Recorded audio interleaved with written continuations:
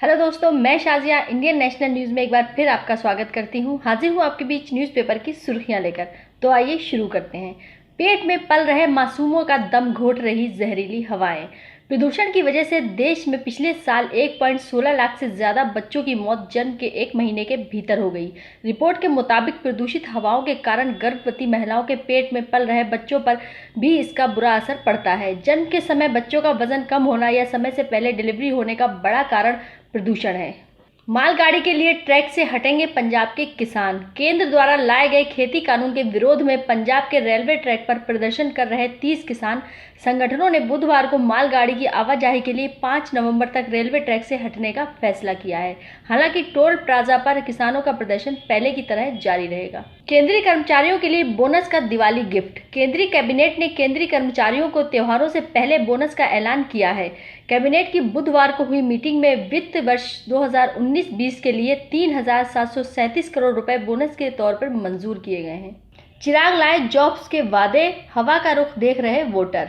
बिहार की राजधानी पटना से कुछ दूर मसौढ़ी में मुख्यमंत्री नीतीश कुमार की रैली सुनकर लौट रहे श्याम मंडल कहते हैं, हमको बदलाव चाहिए, सरकार बदलते रहना चाहिए। हालांकि यह बात सामने आई है कि बिहार में बदलाव की हवा बह रही है, मगर उसका रुख तय नहीं है।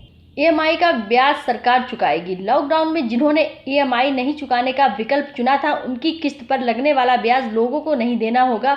मतलब यह है कि वह ब्याज सरकार चुकाएगी। त्योहारों में आलू, टमाटर और प्याज के रेट छू रहे आसमान। त्योहारों के सीजन में आलू, प्याज और टमाटर के बड़े दाम लोगों के लिए परेशानी की वजह बनने लगे हैं। दिल्ली एनसीआर की लोकल प्याज की खेप अभी नहीं आ पाई है। हैदराबाद और साउथ इंडिया में प्याज का उत्पादन नहीं हो पाया है।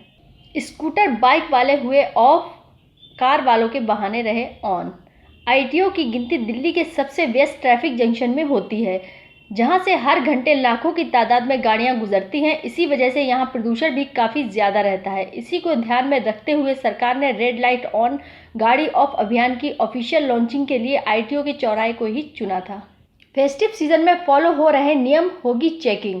दिल्ली में फेस्टिव सीजन की शुरुआत हो चुकी है और अब बाजारों में भी भीड़ बढ़ने लगी है।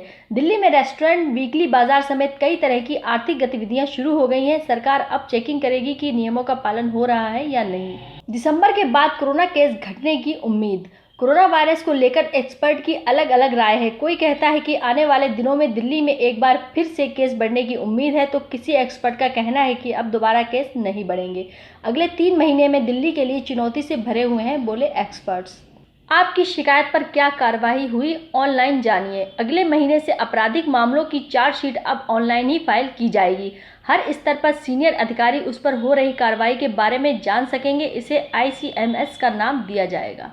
तो दोस्तों, ये था आज का हमारा एपिसोड। आप हमें कमेंट बॉक्स में ज़रूर बताइए आपको हमारे एपिसोड कैसे लगते हैं और देखते रहिए इंडियन नेशनल न्यूज़।